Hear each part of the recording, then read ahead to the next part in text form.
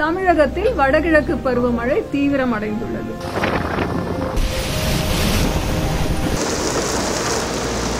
பெரும்பாலான பகுதிகளில் மழை பெய்யும், இடி மின்னலுடன் கூடிய மழை பெய்யும்.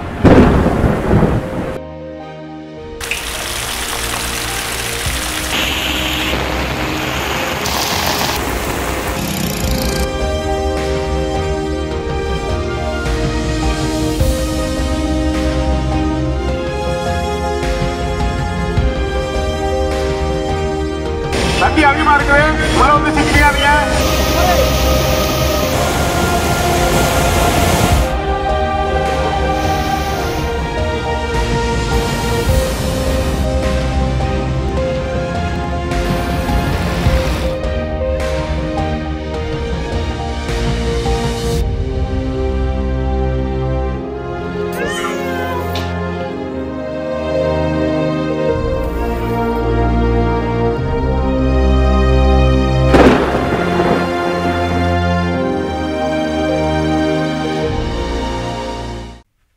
அக்டோபர் 21ஆம் தேதி தென்மேற்கு வங்கக்கடல் பகுதியில் உருவாகி இருக்கக்கூடிய குறைந்த காற்றழுத்த தாழ்வு பகுதியாகவே அக்டோபர் 22ஆம் தேதி வரையிலுமான இன்று வரையிலும் நிலவி வருகிறது. இது நாளை காலைக்குள்ளாக அக்டோபர் 23ஆம் தேதிக்குள்ளாக வட தமிழ்நாடு தெற்கு ஆந்திரா கடலோர பகுதிகளுக்கு இடையே ஆழ்ந்த காற்றழுத்த தாழ்வு பகுதியாக கரையை கடப்பதற்கான வாய்ப்பு இருக்கிறது என வானிலை ஆய்வும் தெரிவித்திருக்கிறாங்க. என்னங்க ஆழ்ந்த காற்றழுத்த தாழ்வு பகுதியாக கரையை கிடக்குமா அப்படின்னு கேட்டிங்கன்னா, ஆமாம். அப்போது அதோடைய காற்றழுத்த தாழ்வு மண்டலம் வலுப்பெறும், அதுக்கு பிறகு புயல் அப்படியே படிப்படியா அப்படின்னு கேட்டதெல்லாம் இப்போதைக்கு அந்த மாதிரியான வாய்ப்புகள் இல்லை அப்படின்னு உறுதியாக வானிலை ஆய்வும் சொல்லிட்டாங்க. ஏன் அப்படி மாறி இருக்கு அப்படிங்கிறதுக்கான காரணமும் எங்கெங்கே மழை தொடரும் அப்படிங்கிற விவரங்களும் வானிலை ஆய்வும் கொடுத்துருக்காங்க. மழை தொடருமா அப்படின்னு கேட்டிங்கன்னா நிச்சயம் தொடருது. இப்போ நம்ம எங்கெங்கே மழைக்கான வாய்ப்பு இருக்குங்கிற விவரங்களை பார்க்கலாம். இன்றைய தினம் தமிழ்நாட்டில் மழைக்கான வாய்ப்பு இருக்கக்கூடிய மாவட்டங்களுடைய விவரங்களை வானிலை ஆய்வு வெளியிட்டிருக்கிறாங்க. அதில் இன்றைய தினம் நமக்கு 2 மாவட்டங்களில் அதி கனமழைக்கான வாய்ப்பு இருக்குன்னு சொல்லியிருக்காங்க. அதி கனமழை அப்படின்னா 20 சென்டிமீட்டருக்கு அதிகமாக மழை பொழியக்கூடிய வாய்ப்பு. அதே போன்று 9 மாவட்டங்கள் சென்னை, காஞ்சிபுரம், செங்கல்பட்டு, திருவண்ணாமலை, வேலூர், திருப்பத்தூர், கிருஷ்ணகிரி, தருமபுரி, சேலம் ஆகிய 9 மாவட்டங்களையும் இன்றைய தினம் ஓரிரு இடங்களில் மிக கனமழைக்கான வாய்ப்பு இருப்பதாகவும் 12 மாவட்டங்களில் இன்று மஞ்சள் நிறத்தில் குறிக்கப்பட்டிருக்கக்கூடிய மாவட்டங்கள்லாம் 12 மாவட்டங்கள் மொத்தம் அந்த 12 மாவட்டங்களுக்கும் கனமழைக்கான வாய்ப்பு இருப்பதாகவும் சொல்லியிருக்காங்க.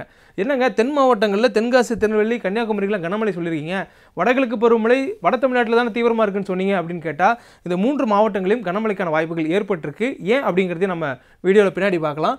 இது போக நமக்கு நாளை தினமும் கனமழை தொடருது. சென்னை, திருவள்ளூர், காஞ்சிபுரம், ராணிப்பேட்டை, செங்கல்பட்டு ஆகிய 5 மாவட்டங்களில் நாளை தினமும் கனமழை தொடரும் அப்படின்னு சொல்லியிருக்காங்க. அதற்கு பிறகாக 24ஆம் தேதி செங்கல்பட்டு, விழுப்புரம், கடலூர் ஆகிய மாவட்டங்களிலும் புதுவையிலும் கனமழை தொடரும் அப்படின்னு சொல்லியிருக்காங்க. அதற்கு பிறகான நாட்களில் நமக்கு மழைக்கான வாய்ப்புகள் இருக்கிறதா அப்படின்னு கேட்டால் நிச்சயம் இருக்குது. ஏன்னா நமக்கு அதுக்கு அடுத்தபடியாக 26ஆம் தேதி 10 மாவட்டங்களில் கனமழை சொல்லியிருக்காங்க. 26ஆம் தேதினா அப்போ நடுவில் 25ஆம் தேதி என்ன ஆச்சுன்னு கேட்கலாம். 25ஆம் தேதி நமக்கு பெரிய கனமழைக்கான வாய்ப்பு இல்லை அப்படிங்கிறதான் தற்போதைய வானிலை நிலவரம். அதனால் நமக்கு 25ஆம் தேதிக்கான மேப்பு கொடுக்கல, அதனால் நம்மக்கிட்டே இல்லை. இப்போ 26ஆம் தேதிக்கான இந்த 10 மாவட்டம் பார்க்குறோம்.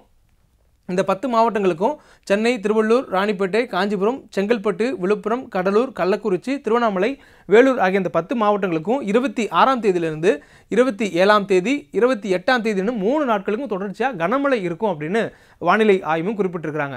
கனமழை இதை மட்டும்தானா, மழை தீவிரமடைய வாய்ப்பு இல்லையா அப்படின்னு கேட்டால் இருக்கக்கூடும். ஆனால் இப்போது நமக்கு அவ்வளவான ஒரு தரவுகள் உறுதிப்பட சொல்ல முடியாதுங்கிறதுனால அடுத்தடுத்த நாட்களில் நமக்கு இன்னும் நெருக்கமான நாட்கள் வரும்பொழுது அந்த மழையினுடைய தீவிரத்தன்மை எவ்வாறு அதிகரிக்குங்கிறத பொறுத்து அது மாற்றப்படும் அப்படின்னு வானிலை ஆய்வும் சொல்லியிருக்கிறாங்க. ஏன் நமக்கு திடீர்னு 26ஆம் தேதி பிறகு மீண்டும் கனமழை வரக்கூடிய வாய்ப்பு இருக்குது, ஏன் இப்போ வர வேண்டிய இருந்த காற்றழுத்த தாழ்வு மண்டலம் வலுப்பெறாமல் போனது அப்படிங்கிற காரணத்தை பார்த்தோம்னா நமக்கு இன்னைக்கு வானிலை ஆய்வு கொடுத்துருக்கக்கூடிய அந்த படங்களை பார்க்குறோம். 3 காரணிகள் வங்கக்கடலில் இருக்குது. அதாவது 2 வங்கக்கடலையும் 1 அரபிக்கடலில் இருக்குது. இது நேற்றைய தினம் அரபிக்கடலில் ஆழ்ந்த காற்றழுத்த தாழ்வு பகுதியாக நிலவி வந்தது. இன்றைய தினம் காற்றழுத்த தாழ்வு மண்டலமாக வலுப்பெற்றிருக்கிறது. அதே நேரத்தில் இந்த பகுதிகளில் தென்மேற்கு வங்கக்கடல் பகுதியில் சுழன்று வந்த ஆழ்ந்த காற்றழுத்த தாழ்வு பகுதி வடமேற்கு திசையில் நகர்ந்திருக்கிறது.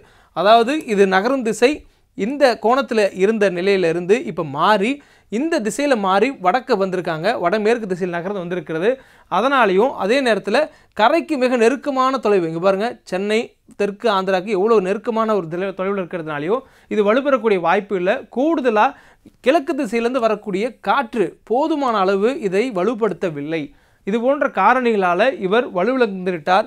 அதே நேரத்தில் இவர் வலுப்பெற்று விட்டார். நேற்றே நம்ம சொன்னோம், இவங்க 3 பேரும் ஒரே நேர்கோட்டில் இருந்தாங்க. இங்கே அந்தமான் கடல் பகுதியில் இருக்கக்கூடிய வளிமண்டல சுழற்சியும் நேற்று தினம் இந்த பகுதியில் இருந்த ஆழ்ந்த காற்றழுத்த தாழ்வு பகுதியும் அதே நேரத்தில் அரபிக்கடலில் இருந்த ஆழ்ந்த காற்றழுத்த தாழ்வு பகுதியும் ஒரே நேர்கோட்டில் இருந்தாங்க.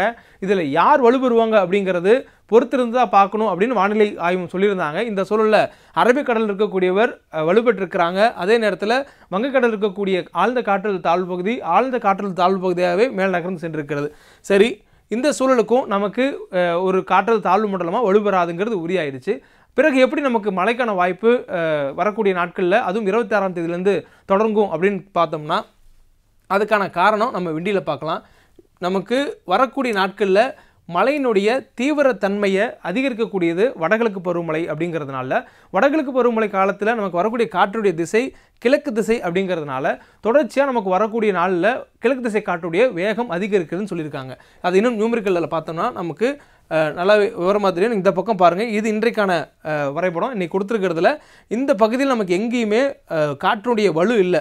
நம்ம பார்க்கக்கூடிய இந்த ஒவ்வொரு காற்றுடைய குறியீடுமே காற்றுடைய வேகம் வலுவில்லாமல் தரைப்பகுதியில் இருக்கிறத காட்டுது. இதே நமக்கு நாளை தினம் பாருங்கள், நாளை மறுநாள் பாருங்கள், நம்ம இது நாளை மறுநாள் பார்ப்போம். நம்ம பார்க்கக்கூடிய நாளை மறுநாளில் காற்று ஒரு அலைன்மெண்ட் ஆகி எவ்வளோ கிழக்கு திசையிலுடைய காற்று வலுவாக இருக்குது பாருங்கள். நம்ம பார்க்கக்கூடிய இந்த காற்று இந்த அன்புக்குரிய பாருங்கள், ஒவ்வொன்றும் காற்றுடைய வலுவை குறிக்கக்கூடியது. அதுவும் ஒரே சீராக நேர்கோட்டில் நமக்கு நிலப்பரப்பு நோக்கி வங்கக்கடலிலிருந்து வலுவாக வரக்கூடிய சூழல் அமைந்திருக்கிறது. இதனால் வரக்கூடிய நாட்களில் நமக்கு மேலும் ஒரு குறைந்த காற்றழுத்த தாழ்வு பகுதி வங்கக்கடலில் உருவாக வாய்ப்பு இருக்குது. என்றைக்கு அப்படின்னா 24ஆம் தேதி வாக்கில் பார்த்தோம்னா இந்த பாருங்கள் ஒரு சுழற்சி சுழன்றுகிறது. அப்போது நமக்கு மேலும் ஒரு மழைக்கான வாய்ப்பை ஏற்படுத்தக்கூடிய வளிமண்டல சுழற்சியோ அல்லது ஒரு குறைந்த காற்றழுத்த தாழ்வு பகுதி ஏன் புயல் கூட நமக்கு வரக்கூடிய வாரத்தில் குறிப்பாக அக்டோபருடைய மாதத்தினுடைய இறுதியில் நமக்கு வர வாய்ப்பு இருக்குது அப்படின்னு எதிர்பார்க்கப்படுது.